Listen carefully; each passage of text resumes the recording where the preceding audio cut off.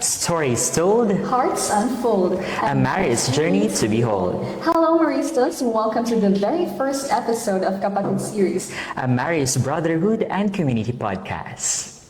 Hi, my name is Zick. And I am Shane. And we're here with a very special guest of ours. Brother, please to introduce yourself. Hello, I am Brother Lloyd Gamboa, the Vocations Director for the Marist Brothers East Asia, especially here in the Philippines. Yes, nice meeting you guys.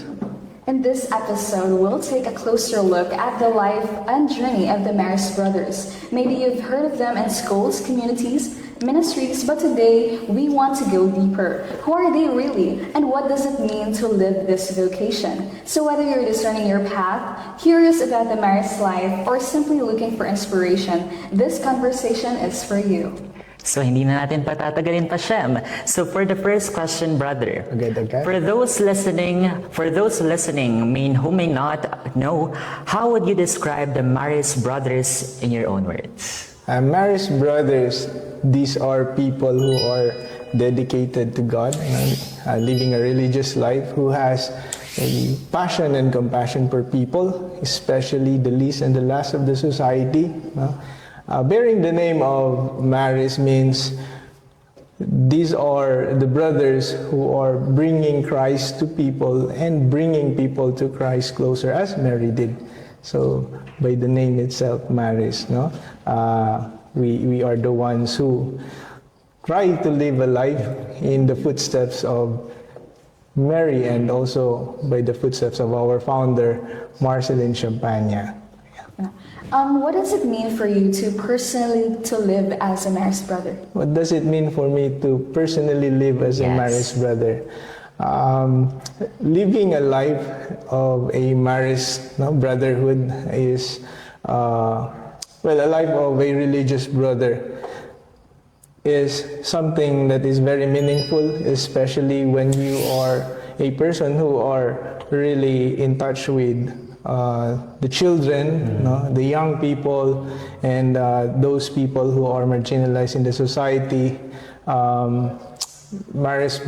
Being a Marist brother would mean a lot of challenge at times.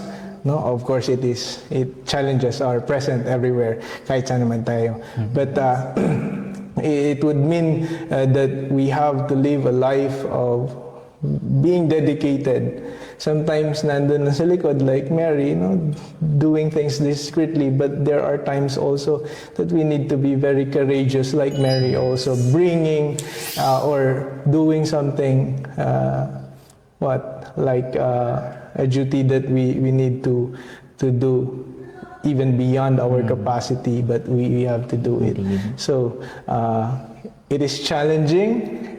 It is also as well joyful journey as well, because being a Marist, it means that you are living not alone, but with people around you who are dedicated people, who are also doing things the same, like what Mary have done. Yes. But this time, Shem, let's ask brother, why Marist? What makes this community stand out compared to other congregations or institutes? Why Marist? If I may look into my own experience, why Marist? Personally, I didn't really choose Marist because I like Marist. At that time, when I was discerning to join religious life, actually hindi talaga ako into entering religious life. Hindi ako nagplano ng ganun, but it comes. It came around, and then, little by little.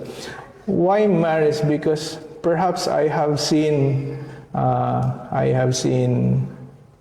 some things the brothers were doing which inspired me at that time. what makes it different from other religious Congregations congregations or or institution. It is specifically dedicated to the education of the young. You know? It could be formal education, informal education. So, but anything to do with the young, anything to do. It could be pastoral, it could be social work, or it could be a work in which related to schools or something. Yeah. So it is where we work with the kids, you know, and we bring the charism of Marceline, bringing Christ as Mary did to people. So maybe it's not as special or very distinct to Maris, but it is what makes us who we are. You know? What makes us different from other congregations.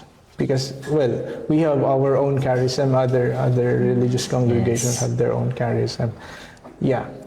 Brother, may I ask, throughout your personal life, what was that specific calling or sign that you realized that this is for you? When I was starting to know the brothers, the calling wasn't really there. Or if I may, I didn't really hear the call. But realizing throughout my life in the Maris Brotherhood, ganito kasi yung story. I was graduating in high school with no intention at all. Walang plano for the future. I was very dependent sa mother ko na if I may recall yung words na sinabi ko sa kanya, I was saying, anong gusto mo para sa akin, ma? Anything will do, no? Kung ano man yun, gagawin ko. And throughout those times na graduating ako, yun yung aking disposition. But it came to a point that my mother said, sabi niya, hindi naman ako yung mag-aaral, ikaw naman yung mag-aaral. So, I will not decide for you.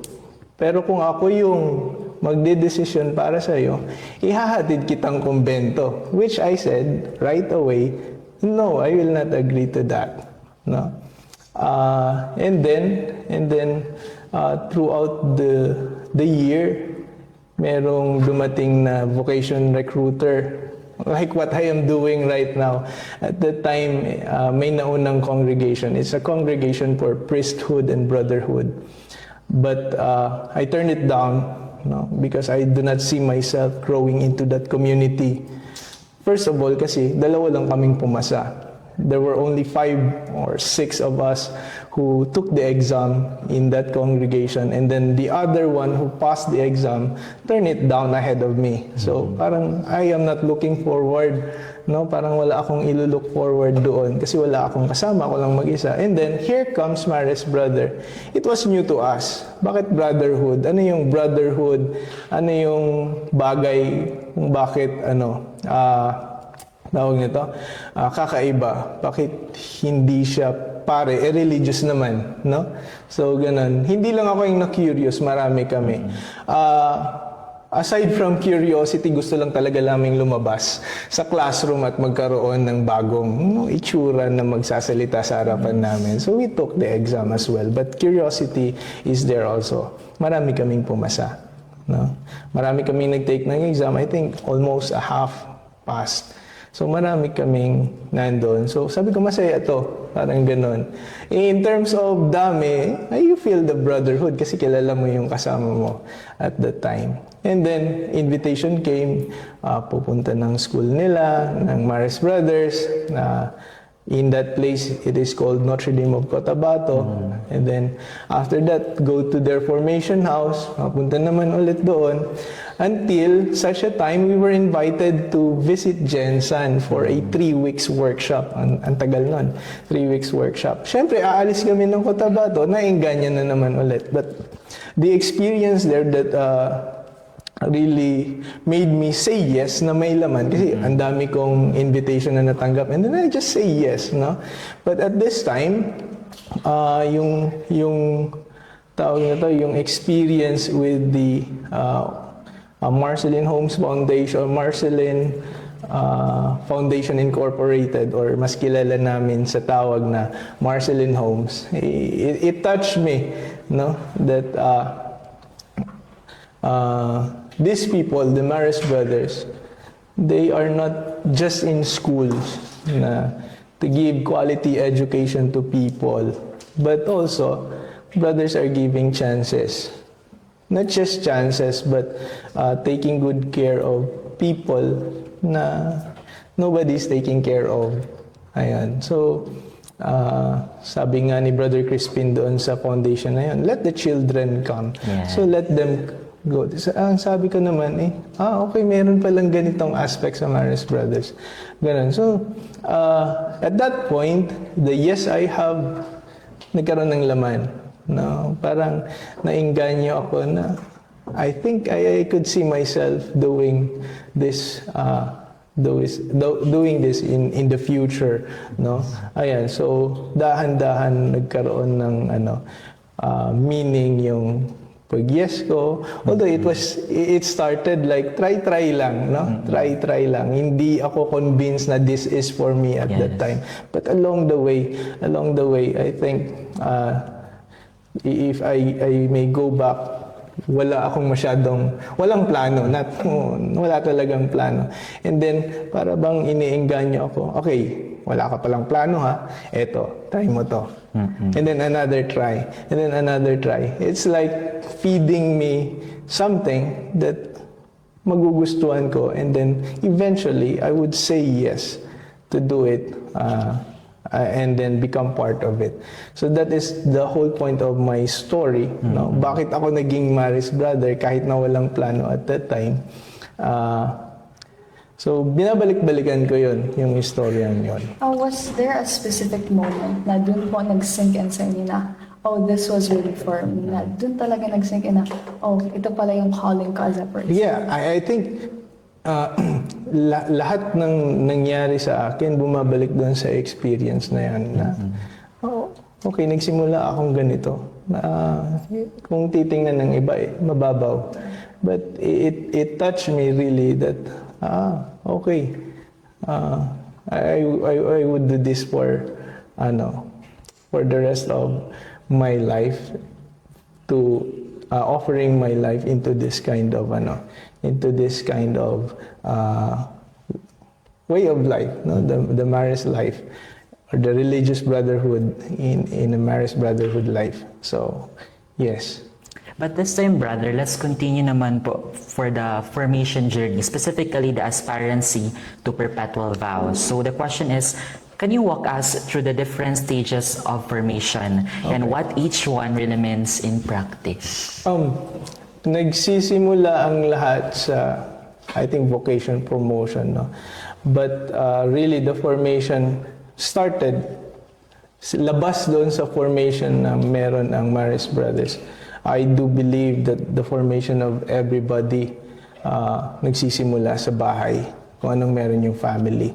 And then later on, it will be molded hanggang sa darating yung punto na, okay, one could decide na I will be entering religious life. In terms of the formation of the brotherhood, nagsisimula naman sa aspirancy. Ito yung stage kung saan one is called an aspirant. Ibig sabihin, nandun siya sa stage na accompaniment, no? Clearing motivations. Is it really a life for me? No? Nandun siya sa stage na titimbangin kung ito yung gusto ko sa buhay. Ito yung Maris Brothers. No? Pagkikilala sa sarili at sa congregation. So, dito sa stage ng aspirancy, nakatutok yung accompaniment, vocation accompaniment ng formator at saka ng aspirant. After the stage of aspirancy may took maybe we will go for 1 year to 1 year and a half or 18 months ba. Ayan. And then the following stage would be postulancy, would mean 6 months at least, depending on the recommendations of the formators and everybody else. Postulancy, dito na papasok yung mga seminars, tutok sa sarili, personality, psychospirituality na seminars. That would mean also it's all about not just clearing motivations, but also turning point where one really knows about himself and about some spiritual side, no, in terms of religious life, ganon. And then after ng postulancy and aspirancy is called pre-novitiate. It's a preparation for the novitiate, which is the next stage after the postulancy. For us, Marist brothers, yung novitiate is about 18 months to 24 months or 2 years maximum. Yung novitiate naman is really where a candidate practice a life of a religious. So, yun na yung papasok yung vows, no? Poverty, chastity, and obedience, and then the charism of the congregation, the Marist brother, and some other aspects of religious life. No? Yung first year nun, tinatawag na canonical, which may the candidate para bang nandun lang sa formation house, they will not be allowed to go out somewhere, or para bang talagang nandun lang sila. And then the second year of the novitiate, it would be the missionary novitiate. It would mean they will have the chance to be assigned into the ministry places of the brothers. I think it will last 3 months, not 3 months, to be assigned into different communities or ministries of the brothers. And then after which, no, if all of the formators and staff would recommend a candidate, that would mean they'll have their first vows or temporary profession for the first time, no? Ayan. And by that means they are already a brother. Pero temporary. That means they have to renew it every year. Okay? But what was your experience like during aspirancy or novitiate, or do you have any memorable experience po na madami. pinagdaanan during your time? Oo. We started 10 nung aspirancy. That was way back 2010, no? 10 kaming nagsimula, and then syempre medyo marami dahil medyo marami, masaya, no? Masaya. We were very thin at that time. Ang pinakagusto namin noon is that we have this time to be away from the school, and then band, may outing kami, meron kaming recollection, no? We have done plenty of things, but we were really in very young mind pa that time. So 10 kami noon, nanggaling sa iba't ibang lugar. May Ilonggo, may Bisaya, may Ilocano, may Tagalog, no? Isa sa mga hindi ko makakalimutan noon is the language barrier, especially nung first time makamit ng isang Ilonggo ang Bisaya. May language barrier talaga. Nag-aaway, may tampuhan, gano'n, no? But it was fun because there are learnings na nangyayari. Nung nag-novitiate kami, mas maraming tawag nito, experiences na I think that made our relationship with one another stronger.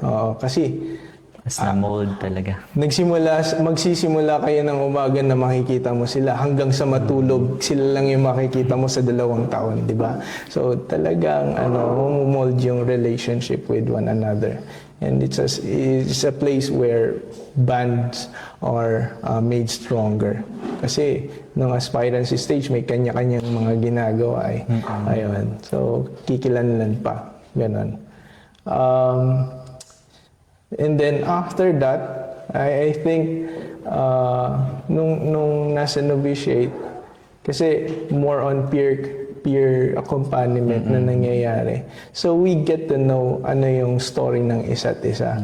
And we enrich also the story of another person, no? And help the journey through our vocation. Kasi by learning the struggle of one and by sharing your struggle to another is giving you para bang a space and also an opportunity for you to grow.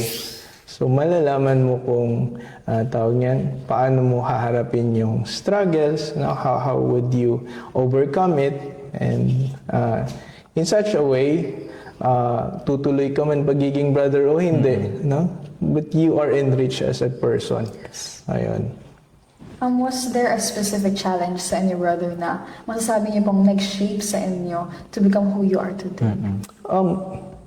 Siguro sa akin, I joined the brothers really a very reserved or introverted person. And becoming a brother, it would really challenge you to go out of that comfort. Kasi you have to face people. You have to do duties which would need more effort, especially kung very reserved o kaya introverted person. So, katulad ng pagiging isang teacher, no? Kung hindi ka sanay sa tao, malamang mahirap maging teacher. Kasi you will have to stand in front of people, ano? Maalala ko dati, nung first year of teaching ko, nanginginig ako sa harapan ng mga estudyante.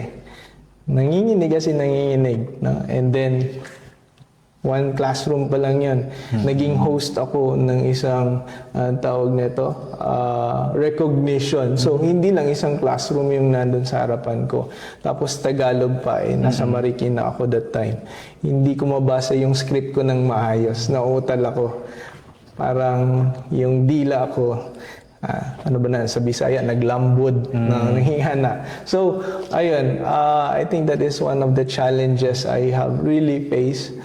I may say I have overcome it, no? Because of the trainings we have also being a brother, no? And some of the help of mentors and even the brothers, no? Ayun. It was a thing that really masasabi kong sumakses ako ng kaunti. Sumakses ako ng step by step. But anyway, yes, I think para sa akin yun yung isa sa mga pinakamalaking challenge na na-overcome ko. And then lalo na nung naging vocation promoter ako. Kasi hindi lang mga estudyante yung makakaharap ko, but people from different places, no? And then you have to talk, you have to share about your story. I have to share my story. I have to present the brothers or the vocation of the brothers. Imagine magiging itsura ako ng congregation sa maraming tao. Nanginginig ako talaga nung time na una kong ginawa yun. And then, eventually, siguro nasanay na rin. No? Nasanay na rin. But I am really happy na kung tutuusin, way back ago, I really cannot do it. There's no way I can do it. But I have done it. No? So you would say, brother, na those uncomfortable moments was really a big help for you to grow as a person and to become who you are like as a brother. Yes, it did. No. I should say dati maliit lang talaga yung circle of friends ko. And then, now siguro kahit saan ako magpunta may nakakilala sa akin. May times na kilala nila ako hindi ko sila kilala. Siguro by itsura na lang, ganun. Ayan. So, it was a very big change na nangyari. No? And, but yes, I am really happy about it. But ngayon po, brother, in today's generation where people focus on their careers, stability, how can young people still find and follow their true calling? Sinasabi namin lagi sa you will know your true calling if you pray for it, no? Talagang prayer would be your best weapon to really respond to God's call. Lahat tayo may calling naman eh. It's a matter of listening to that call. And one way or the best way to listen to that call and answer that call is prayer. Ayan. There are also people who will help you to perhaps realize your calling, no? And also help you answer, push you or encourage you to answer that calling. Yung iba naman, signs, no? Meron namang ganon, although hindi siya para sa lahat. Meron naman talaga, it is a direct calling. Tinatawag nila na para bang spectacular na calling. But yes, we have our we are called by God differently. And the best way to listen and to answer that calling is through prayer. Yes. Yeah. What advice would you give to someone who feels that strong urge or desire to serve, pero unsure po sila in the religious life like that po? Masasabi ko, give it a try. No? Give it a try. If you have sensed that there is a calling but you are not sure, why not give it a try? Wala namang mawawala siguro sa'yo. Actually, it's an opportunity for you. No? Give it a try. Yes. Yes. But brother, if a young person listening right now, our kapatids, is curious about the Maris Brothers, what's the first step they should take? What's the first step they should take? I think you call me, no? You call me. Pwede nating pag-usapan yung mga tawag yan, mga naiisip nyo or naririnig yung calling sa ngayon. Or if you are that curious of the Maris Brothers or about the Maris Brothers, yeah. Ngayon, ito, ma-upload naman to sa page na ginagamit ng Maris Brothers Vocation. So you may message that page. Siguro i-provide naman yung contact. So you may look at the contact and message me there.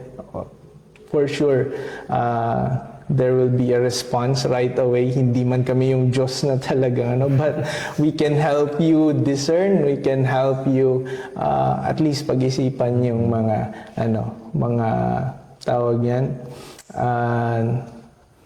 naririnig mong calling but you are not sure about it, no? Ayan. So, pwede kayong mag-message right away. Brother, let's take it on the perspective of us naman. Sige. Women, children, girls, and the students that are watching, how can it benefit us po? Or what opportunities can this information give to us if we come upon this video po?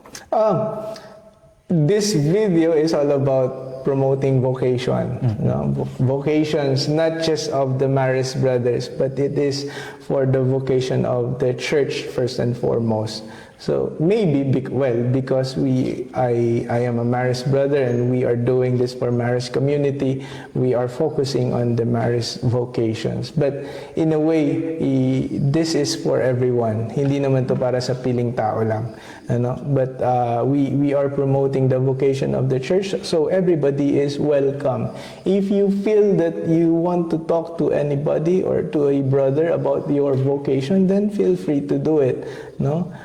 Or if you are not comfortable talking to a brother because you would like to become a sister or something, I may recommend you to anybody. I know people who could help you discern, pray, and think about your decisions in life. No, but this is a venue for those people who are thinking, discerning of religious life. And moreover, not just religious life, but their calling about, their calling, God's call for them. Ayan. So, this is not exclusively for people who would like to become a Maris brother. So, I'm very sorry for that. That's okay, brother. Okay. Ayan. So, yes.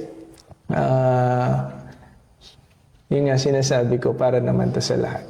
Yes, but in connection to that, brother, let's go to the challenges and misconceptions. So what are some of the common misconceptions people have about being a brother? Ayan, siguro ang naririnig ko sa lahat ng lugar na napuntahan ko, ang lagi nilang tinatanong, dahil brother ako, kailan ka magpapari? I think that is a misconception about brotherhood. Na kailan ka magpapari. I think because mas kilala yung pagiging pari. Yes. And brotherhood for them siguro is a step to become a priest. Masasabi ko, Maris Brothers or the vocation of a brother, meron pong separate na formation. And then the priesthood, meron din po silang separate na formation. So meron po kayong makikitang mga congregations na meron silang brotherhood and priesthood. Maris Brothers is solely for brotherhood po. So yun, hindi kami magiging pare. Unless we would like to become a priest, then we have to go out from the Maris congregation and then look for a congregation na may priesthood. Ayan. But in addition to that, brother, how do Maris Brothers contribute not just to schools, but to the wider church and society? I think being a brothers enrich the society as well, no? Giving another meaning to religious life, another meaning to the vocations of the church, ano?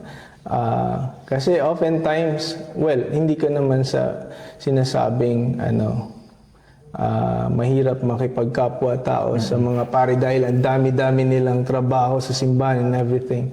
But I think the grace of being a brother is that we are closer to people dahil nando kami sa ministry mismo and we don't have to worry about administering sacraments and everything. So we are directly involved with people, especially those who are under our care. So ayan, it gives life, no, to the church as well, in a way representing religious life, no? Na meron palang ganitong klaseng buhay ng pagiging isang religyoso, no? Although we are not administering the sacraments, no? We're not directly involved in administering those sacraments, but we bring the life of the church to people, no? Ayan, and we bring, hopefully, no, we are bringing people to the church. Yes. Ayan. Ayan. How can young people contribute po or keep the Maris mission alive today? Kahit wala po sila in the Maris community and the Maris Brothers, how can they contribute po? The contribution, or siguro sabihin natin, to keep that Maris spirit alive, even though you are not a Maris brother or you are not in a Maris community, no? By keeping the life of Mary, following her example, because that is who we are. No? That is who we are, Maris. We follow the life of Mary. No? So, by doing so, in that small little way, you are following the way of life of Mary is being Maris already. You may not be conscious of it, but yes. Yeah. But now, brother, looking back, what's one powerful moment or realization that made you say, ito na, akin na to, yes, this is my life, this is my vocation? That one moment, siguro, at the time na nagsabi ako nag-profess ako ng aking final profession na I would like to become a brother for life. It is when I realized that everything has been grace coming from God. I was saying in my letter, this would be my offering, my life as a gratitude to everything that God has given me. Simula nung from my family and then until the way I live my life today. There were plenty of blessings. I couldn't even remember some, but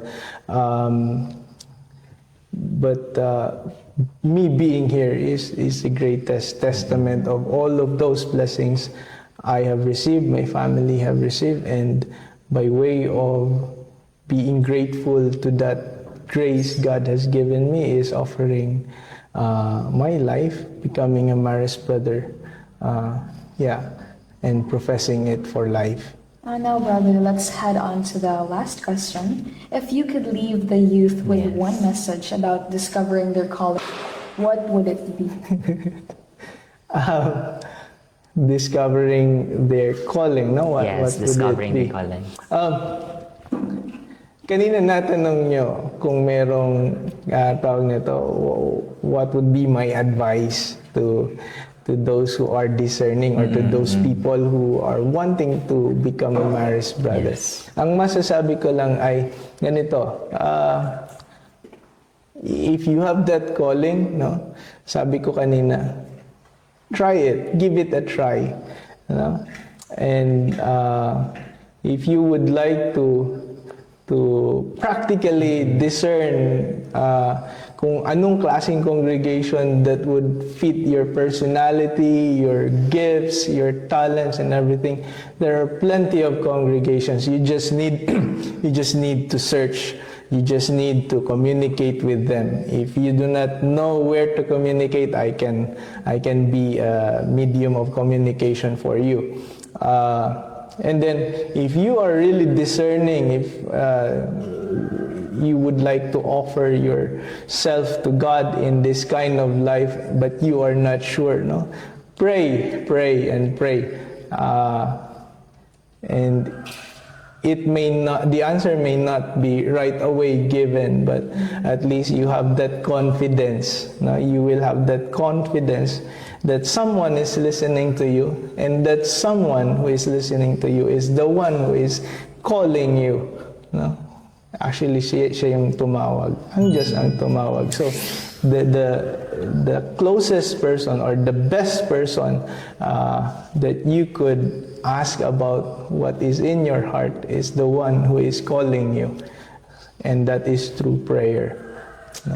I think that would be all, brother. Thank you for joining us today. And in this first episode of Kapatid series, may today's stories inspire all of our audiences to look deeper into your calling, because a vocation isn't just a role, but also discovering who God calls you to be. Yes, indeed. Marami talaga tayong natutunan sa ating first episode pa lang kung ano talaga yung ang buhay ng isang marist brother and gaano kalaga na i-prioritize kung ano yung calling ni God para sa atin. So that concludes the first episode of our Kapatid series. And this is Kapatid sa Misyon, sharing life, faith, and service the Marist way. Goodbye and see you with our next episode. Thank you so much, brother. Thank you so much.